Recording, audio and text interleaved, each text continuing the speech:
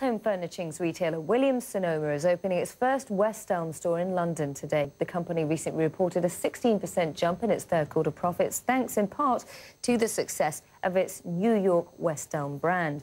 I caught up with Williams-Sonoma CEO Laura Alber and asked her about this expansion and what the company has in terms of its plans for Europe. The UK is an important market that not only serves a great customer here, but also is the gateway to all of Europe, in my opinion. And as we've traveled around and come here for many years, it's been clear that there isn't anyone doing what we're doing. We have in-home design services where we will actually come to your home and we'll work with you and we'll put together a whole plan to decorate your space for free.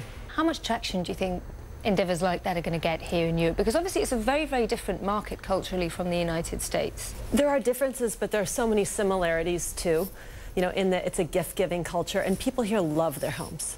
And I believe that as home prices continue to stabilize, people are going to feel even better about reinvesting in the furnishings for their homes. We're certainly seeing that here in the UK, a lot of concerns even about a housing bubble brewing because the house price appreciation has been so robust.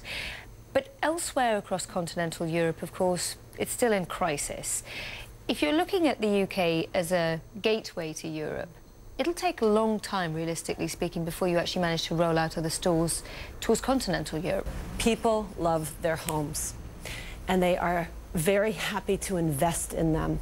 And so decorating, entertaining, gift-giving, home furnishings, those are the things that people feel good about spending their money on. What we're thrilled about is to be able to find a great location that serves as the face of the brand, but then is supported in the beginning of the year with e-commerce. And that will be our strategy as we go forward.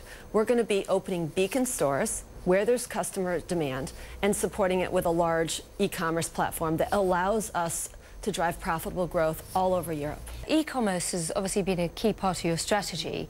Other platforms that you can leverage off, like Facebook, Pinterest, yes, you name it. You're also using artists that you sourced from the online community Etsy as well, locally here in the UK. Great brands know how to bring the excellence of a big company to them, but also the community feeling in each individual market, so that it's a community, it's a local store.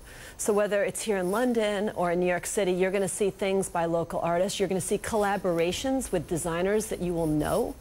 And we bring Etsy artists into our store because we love what that does for the design.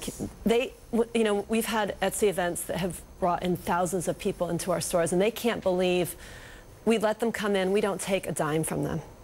They make all of their money, they walk out, and what we get is that halo of being associated with great young designers and artists. The United States. The consumer in the United States is worth about 2/3 of the economic growth that we're seeing there. And obviously the consumer in America has had a really, really difficult time of late. Confidence, again, is very shaky. You're a frontline retailer. What's your sense of how things are going and will go next year?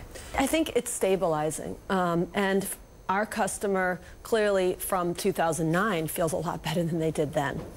And they are spending money on their homes.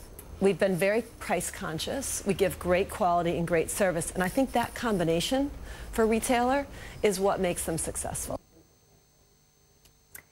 So let's also tell you about how this company has been doing on the stock market, because this is the interesting thing about Williams-Sonoma and its various brands. Shares in this firm are actually up a whopping 1,141% since the early days of the financial crisis. So who'd have thought that there was a housing crisis?